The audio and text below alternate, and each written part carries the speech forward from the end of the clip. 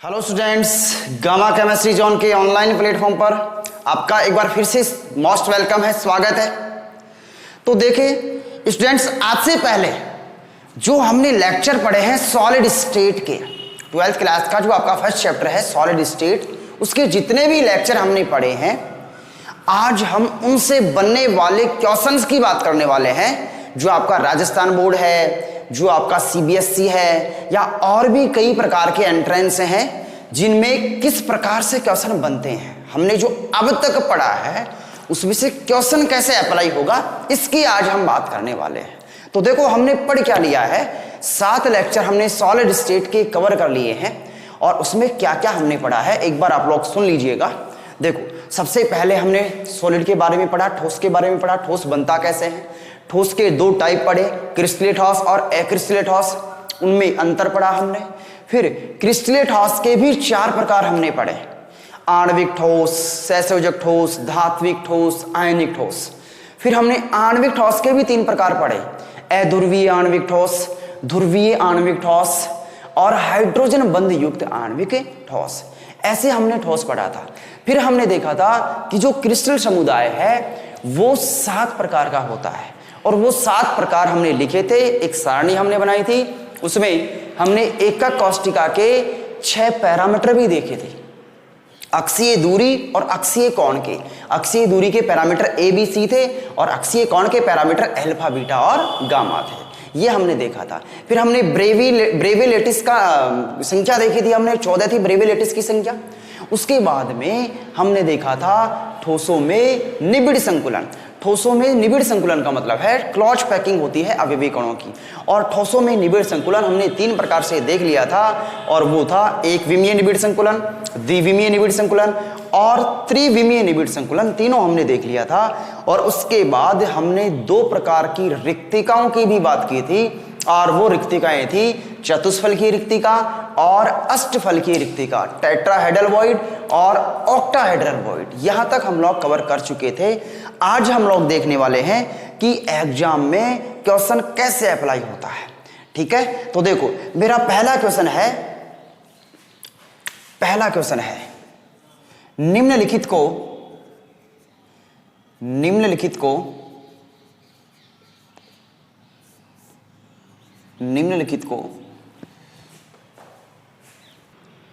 तो देखिए, हमारा क्वेश्चन ये है, निम्नलिखित को आयनिक, सहसंयोजक, धात्विक व आणविक ठोस में वर्गीकृत करो, वर्गीकृत कीजिए।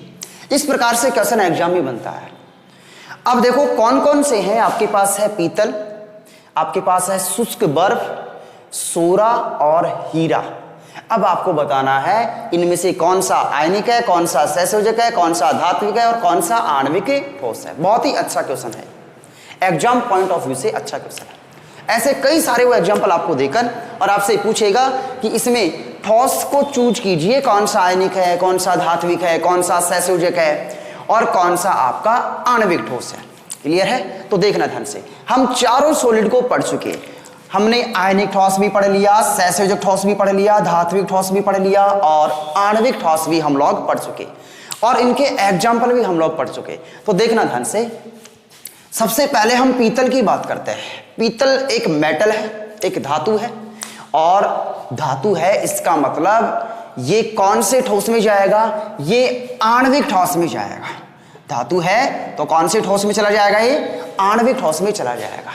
उसके बाद हम बात करते हैं शुष्क बर्फ की, ड्राई आइस की हम बात करते हैं। तो दोस्तों, ड्राई आइस कहते किसे है, जैसे आपका CO2 है, ड्राई CO2 है, उसको हम पर शुष्क बर्फ बोलते हैं।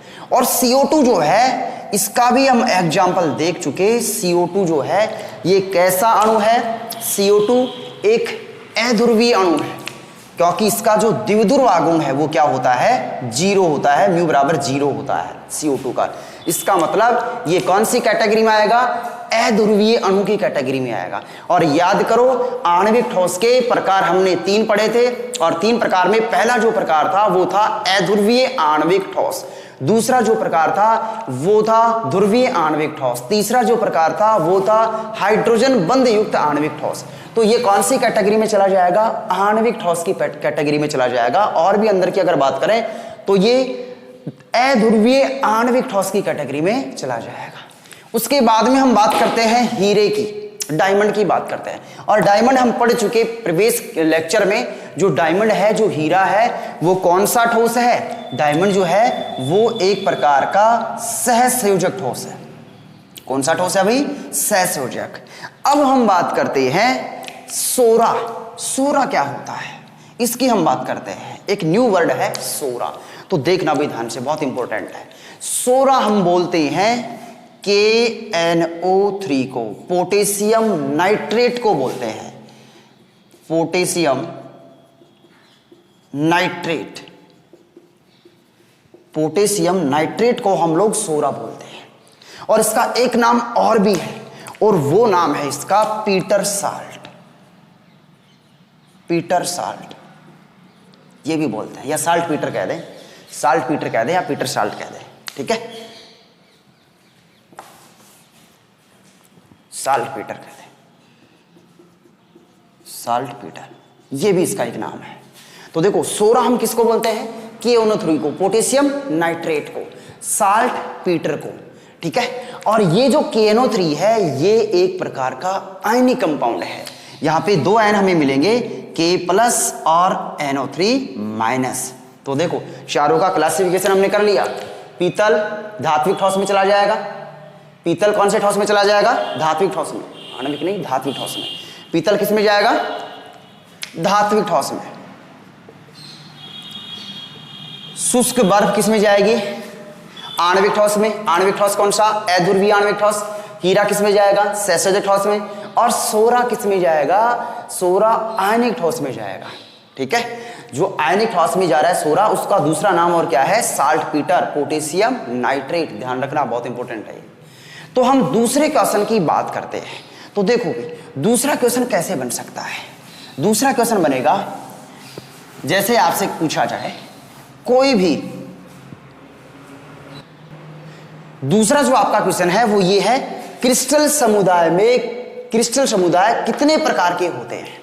तो देखो, हम लोग पढ़ चुके क्रिस्टल समुदाय को हमने 7 भागों में बांटा था, पढ़ चुके, हमने पूरी सारणी बनाई थी। क्रिस्टल समुदाय को कितने भागों में बांटा था? 7 भागों में। याद करो, क्यूबिक था हमारा, टेट्रागोनल था, ऑर्थोरोम्बिक था, रोम्बोहेड्रल था, और आपका हेक्सागोनल था, ट्राइक्लिनिक था, मोनोक्लिनिक था। हमने 7 प्रकार के क्रिस्टल समुदाय पढ़े थे। तो इसका आंसर क्या हो गया? 7। सीधा सीधा 1 नंबर में क्वेश्चन पूछता है, ठीक है। और ये आपका जो CBSE बोर्ड है, आपका जो BSER है, राजस्थान बोर्ड है, और भी कई सारे जो कॉम्पिटिटिव एग्जाम है, उनके पॉइंट ऑफ व्यू से ये क्वेश्चन जो है वो बहुत ही इंपॉर्टेंट है। अब देखो, आपसे अगर पूछा जाए कुल त्रिविम जालक कितने होते हैं, कुल त्रिविम जालक कितने होते हैं, तो ध्यान रखना, मैंने आपको लिखवाया था ब्रेवी जालक, ब्रेविस कह दें, ब्रेविक्स कह दें, ब्रेवी जालक, और उनकी संख्या कितनी थी? 14। तो कुल त्रिविम जालकों की संख्या कितनी थी? 14। तो इसका आंसर क्या आएगा? 14 आएगा। कुल त्रिविम जालकों की संख्या कितनी आएगी भी? 14 आएगी। तो ऐसे छोटे छोटे ये क्वेश्चन आपके बनते हैं। अब देखो, अगर आपसे पूछा जाए कि जो धात्विक ठोस है, चौथा क्वेश्चन आपसे पूछा जाए कि जो धात्विक ठोस है, उस धात्विक ठोस के गुण क्या होंगे? धात्विक ठोसों के गुण क्या होंगे, या गुण लिखिए, तो आप कैसे एक्सप्लेन करोगे? धात्विक ठोसों के गुण क्या है? बताओ भी, धात्विक ठोसों में क्या होता है? धात्विक ठोसों में जो अवयवी कण है वो कौन होता है? आपका धातु होता है, मेटल होता है। और जो धातु परमाणु है वो इलेक्ट्रॉन को समूह के द्वारा चारों तरफ से घिरा होता है। पढ़ चुके पूरा। धातु के गुण क्या होते हैं? धातु कठोर होती है, गलनांक और क्वथनांक के मान ज्यादा होते हैं, तन्यता का गुण पाया जाता है, आघात वर्धीनता का गुण पाया जाता है, चमकीली होती है, विद्युत चालकता का गुण पाया जाता है। ये सारी बातें आपको इसमें लिख देनी है, जो हम सब प्रीवियस लेक्चर में पढ़ चुके। तो ऐसे आपके क्वेश्चन बन सकते हैं। अगले क्वेश्चन की हम बात करते हैं।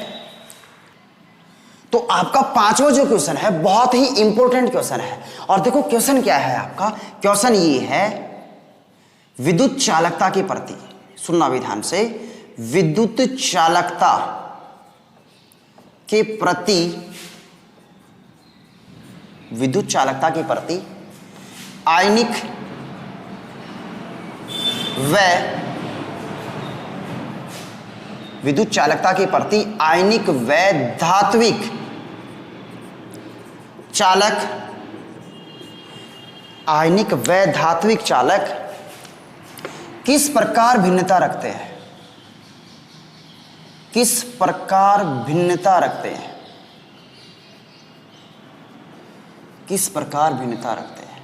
तो देखना, बहुत ही अच्छा क्वेश्चन यहां से बन रहा है। विद्युत चालकता के प्रति आयनिक और जो आपका धात्विक चालक है, धात्विक ठोस है, वो किस प्रकार भिन्नता रखते हैं? इसका मतलब देखो क्या है, इसका मतलब ये है चालकता का जो गुण है वो आयनिक ठोसों में भी पाया जाता है और वही गुण धात्विक ठोसों में भी पाया जाता है।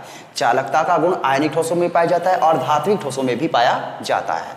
लेकिन कैसे भिन्नता होती है? तो देखना, इसको बहुत ही अच्छी तरीके से आप लोग समझ लेना।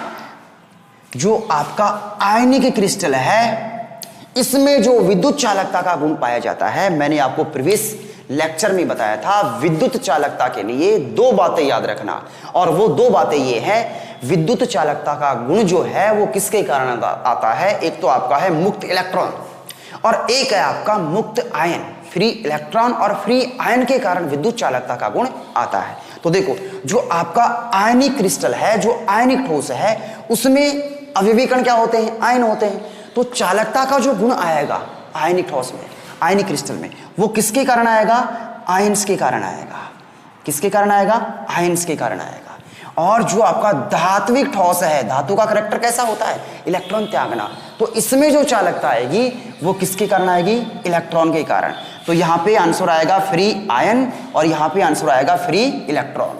तो हम ये कह सकते हैं कि जो आयनिक चालक हैं उनमें चालकता फ्री आयन के कारण आती है, मुक्त आयन के कारण आती है, जबकि धात्विक चालकों में जो चालकता है वो मुक्त इलेक्ट्रॉन के कारण आती है। एक बात का विशेष ध्यान रखना, हमने आयनिक ठोसों में पढ़ा था, आयनिक ठोस अवस्था में विद्युत के कुचालक होते हैं, लेकिन उनका जलीय विलयन विद्युत का चालक हो जाता है। कारण क्योंकि उसमें मुक्त आयन उपलब्ध हो जाते हैं। तो ऐसे ये एग्जाम में क्वेश्चन आपके बन सकते हैं। देखो, एक और आपका क्वेश्चन बन सकता है कि जो यूरिया है, एक और क्वेश्चन देखो आप लोग कि जो यूरिया है, यूरिया का गलनांक, यूरिया का गलनांक तीक्ष्ण होता है, शार्प होता है, निश्चित होता है। यूरिया का गलनांक तीक्ष्ण होता है, तीक्ष्ण होता है, जबकि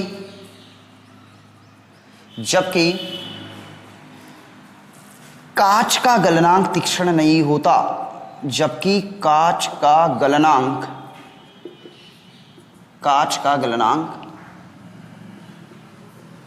तीक्ष्ण नहीं होता, तीक्ष्ण नहीं होता। अब आप लोग इस क्वेश्चन को सर्च कीजिए।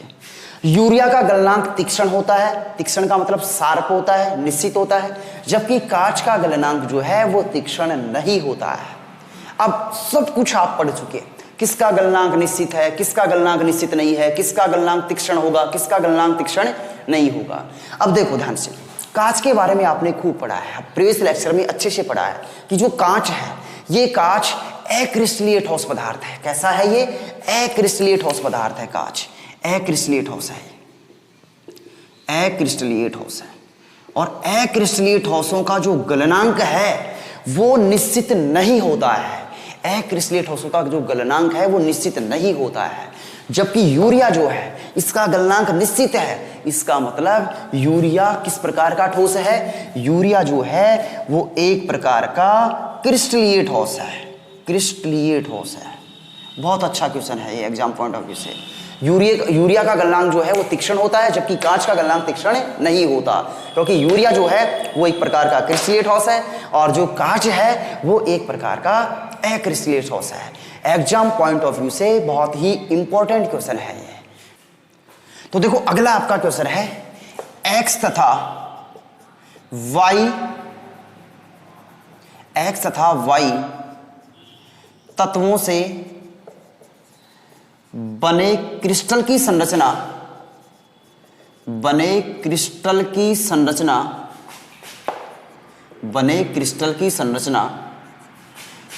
है, बने क्रिस्टल की संरचना घनीय है। ठीक है, आगे क्वेश्चन है घन के, बहुत अच्छा क्वेश्चन है, किनारों पर स्थित है। y घन के किनारों पर स्थित है, जबकि x तथा x फलकों के केंद्र पर स्थित है। x फलकों के केंद्र पर स्थित है, फलकों के केंद्र पर स्थित है। तो यौगिक का सूत्र ज्ञात कीजिए। तो यौगिक का सूत्र ज्ञात कीजिए, सूत्र ज्ञात कीजिए, सूत्र ज्ञात कीजिए।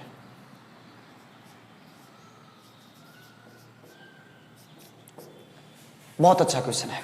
तो देखना, x और y तत्वों से बने क्रिस्टल की संरचना कैसी है? घनीय। क्रिस्टल की संरचना कैसी? घनीय। ठीक है, घनीय संरचना है। y घन के किनारों पर स्थित है। घन के किनारे कितने होते हैं? 12 होते हैं, हम बात कर चुके। और x फलकों के केंद्र पर स्थित है। फलकों की संख्या कितनी होती है भाई? 6 होती है घन में, ये भी हम देख चुके। तो देखना ध्यान से, हम किनारों का हिसाब अलग करते हैं और फलकों का हिसाब अलग करते हैं। पहले पढ़ चुके ऐसा क्वेश्चन अपन प्रीवियस लेक्चर में, और मैंने कहा था आपसे एग्जाम में अगर सॉलिड स्टेट से न्यूमेरिकल बनेगा तो पॉसिबिलिटी है कि वो यहां से न्यूमेरिकल बनाए। तो देखना, हम y अवयवी कणों की संख्या अगर निकालें, y अवयवी कणों की संख्या अगर ज्ञात करें, अवयवी कणों की संख्या ज्ञात करें, तो देखो हमने एक घन बनाया,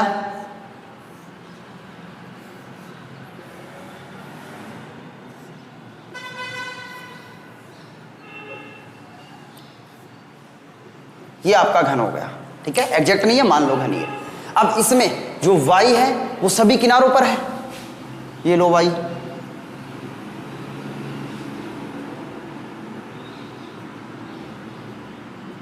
ये लो जी, 12 किनारे हैं,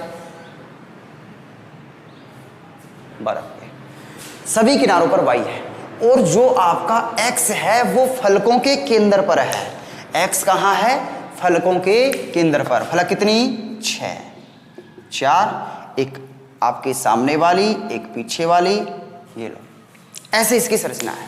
अब हम y का कंट्रीब्यूशन निकालें और x का निकालें। देखो y अवयवी कणों की संख्या कहां है? y कोनों पर, सॉरी किनारों पर।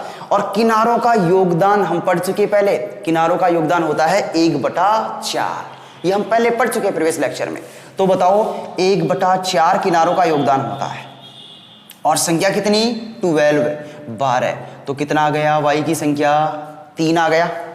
y की संख्या कितनी आ गई भाई? 3 आ गई। और ऐसे ही हम x अवयवी कणों की संख्या अगर ज्ञात करें, x अवयवी कणों की संख्या अगर हम ज्ञात करें, तो देखो हम x की संख्या निकालेंगे। तो बताओ फलक का योगदान एक घन में, एक एका कोष्ठिका में कितना होता है? 1/2। देखो प्रीवियस लेक्चर में हम सारे पढ़ चुके। किनारे का योगदान 1/4 होता है, फलक का योगदान 1/2 होता है, कोने का योगदान 1/8 होता है, घन के केंद्र का योगदान 1 होता है। तो देखो फलक का योगदान 1/2। तो देखो इधर 1/2 गुणा फलकों की संख्या कितनी? 6। कितना आ गया? 3। तो बताओ 3 कौन आ गया? x। और 3 ही कौन आ गया? y। तो हमारा सूत्र जो है वो x3 y3 हो गया। और दोनों सेम है तो इसे हम xy भी लिख सकते हैं। तो ये आपका क्रिस्टल यौगिक जो है, इस यौगिक का सूत्र हो गया ये xy या x3 y3, क्रिस्टल यौगिक का सूत्र हो गया है। तो एग्जाम पॉइंट ऑफ व्यू से ऐसा जो न्यूमेरिकल है वो बहुत ही इंपॉर्टेंट है। ठीक है, तो देखो क्वेश्चन हमारा है, बहुत ही अच्छा क्वेश्चन है। घनीय क्रिस्टल की एकक कोष्ठिका में यदि प्रत्येक कोने पर एक परमाणु तथा प्रत्येक विकर्ण पर 2 परमाणु हो तो कुल परमाणुओं की संख्या ज्ञात कीजिए। बहुत अच्छा क्वेश्चन है। एकक कोष्ठिका कौन सी? आपकी घनीय एकक कोष्ठिका है। और प्रत्येक कोने पर एक परमाणु है, प्रत्येक कोने पर, और विकर्ण पर प्रत्येक पर 2 परमाणु है, तो कुल परमाणुओं की संख्या ज्ञात कीजिए। अभी जो हमने न्यूमेरिकल पढ़ा था उसी की तर्ज पे ये भी होगा। तो देखो सबसे पहले हम कोने पर जो आपके अवयवी कण है उनकी संख्या निकाल लेते हैं। तो बताओ कोने का योगदान कितना होता है? कोनों पर अवयवी कण, कोनों पर अवयवी कण कितने हैं? तो कोनों का योगदान अवयवी मैंने बताया था 1/8, 1/8 कोनों पर योगदान, और प्रत्येक कोने पर है, इसका मतलब संख्या कितनी कोनों की? 8 गुणा 8 बराबर कितना आ गया? 1। तो कोनों पर जो अवयवी कण है वो तो कितना आ गया? 1। अब देखो प्रत्येक विकर्ण पर 2 परमाणु है, प्रत्येक विकर्ण पर क्या है? 2 परमाणु। तो देखो विकर्ण पर अवयवी कण हम ज्ञात करेंगे, विकर्ण पर अवयवी कण, विकर्ण पर अवयवी कण। अब आपको यह पता होना चाहिए कि जो आपका घन है उसमें कितने विकर्ण होते हैं, घन विकर्ण कितने होते हैं। तो देखना ध्यान से, ये आपका घन है और इसमें घन विकर्ण कितने होते हैं?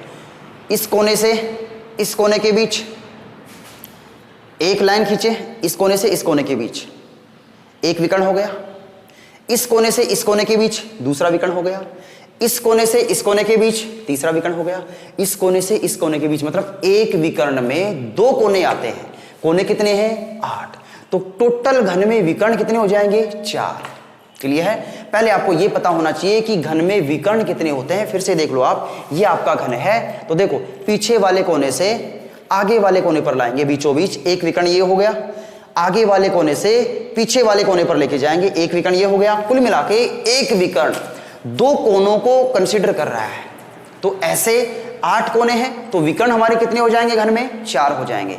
और एक विकर्ण पर आपके जो परमाणु हैं वो कितने हैं? 2। इसका मतलब 4 पर कितने हो जाएंगे? 8। तो हम ये कह सकते हैं 4 गुणा 2 बराबर 8। हमसे क्या पूछा है? कुल परमाणुओं की संख्या कितनी है। तो बताओ कुल परमाणुओं की संख्या कितनी होगी? 9 हो जाएगी। इसका आंसर हमारा 9 आ जाएगा।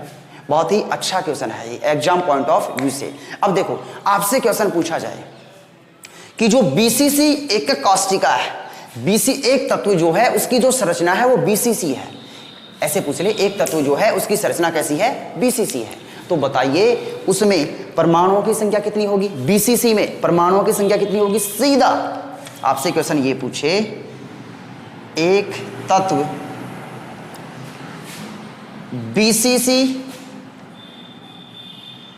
बीसीसी संरचना रखता है, बीसी संरचना में है, बीसी संरचना में है, तो बताइए